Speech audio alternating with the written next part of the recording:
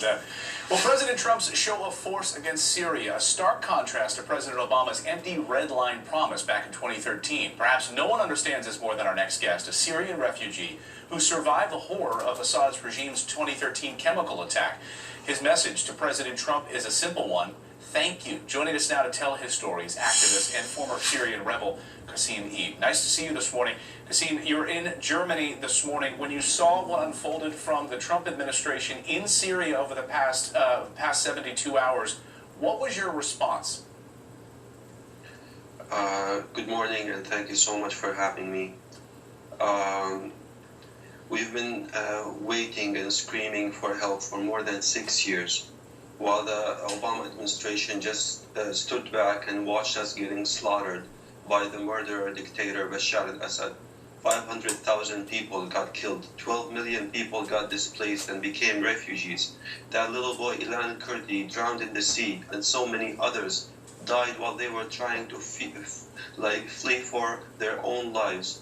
We got gassed in 2013. 1,400 people were killed, and nothing happened until President Trump saw what happened 3 days ago when the Assad regime gassed more than 100 civilians, including a lot of women and children. And he made the right decision, and he struck the criminal who killed all those civilians. I felt happy, I felt grateful. I felt for the very first time in 6 years that the United States will actually do something, that my faith in this great country did not get disappointed again, like it did when President Obama was in power.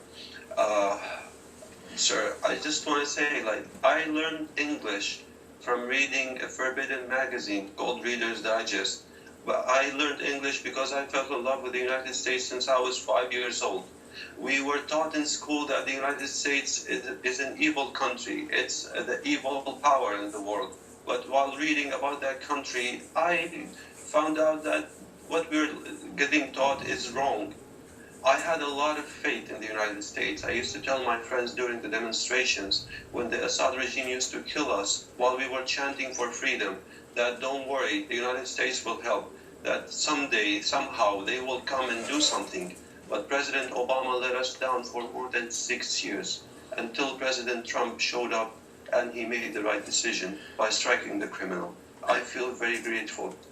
Very, very grateful. I can hear it in your voice, and obviously what you went through in 2013 in that gas attack in Syria, arguably even more horrible than the gas attacks we saw over the past 72 hours and this week, and yet there was no help that came. But if you look at the left-wing narrative here in the United States and the left-wing media portraying Donald Trump as cruel for this extreme vetting and the ban from these countries. What was your response about this? We have Elizabeth Warren's tweet yesterday, Senator in the United States. I want to read this to you and get your response.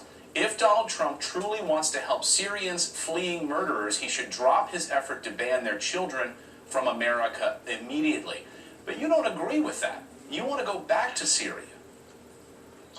Sir, we rebelled against the brutal dictatorship that ruled Syria for more than 40 years. We rebelled to stay home, to stay in our country, to make our country a better place for all Syrians, so we can all live for the very first time as equal citizens. We sacrificed our families, our lives, our schools, our future to see our country a better place. And unfortunately, because of the inaction of President Obama and the international community, we were forced to leave. We were kicked out of our country. Syrians want to stay in Syria. We don't want to become refugees. We didn't rebel and made all those sacrifices to become refugees, not in the States, not in Germany, not in Europe, not anywhere else. We want to stay in Syria where we belong, in the country that we love. We want to go back and rebuild it and have free elections and live in democracy just like you live. How important is it for you to have American leadership? How important is it for you to have American leadership in this move to get you back home? It's beyond description. I told you I grew up having faith in this country. I learned my language. I learned English because I fell in love with this country, with the principles that this country was based on. For everyone who might forget that the United States is not just a country of immigrants, it's also a country made by rebels. If it wasn't for the great American Revolution, there wouldn't be the United States. We also rebelled in Syria to have what you guys have, to have our own country, when we get to make our own decisions and we can all live equally. We just want to stay in our country. We just want to stay in Syria. I had enough with all this rhetoric about the refugees, about all this demonstrations that came out after the travel ban. I didn't see any demonstrations when we were getting slaughtered for 6 years. I didn't see anybody demonstrating in 2013 after the chemical gas attack. I didn't see the media going crazy after President Obama for his inaction or his lies about get rid of the chemical weapons. We all know Assad still have chemical weapons, and 3 days ago he proved it. He proved that they were lying. They were lying to us. I just want to tell everyone who's watching, I left Syria. I was forced to leave Syria in 2014. I came to the United States and I testified in Congress, in the Senate, in the State Department, in the DOD, in the White House, in the United Nations Security Council. I spoke in think tanks and universities. I wrote op-eds. I was on 60 Minutes. And yet people were not listening. All over. Right. And no one came to help.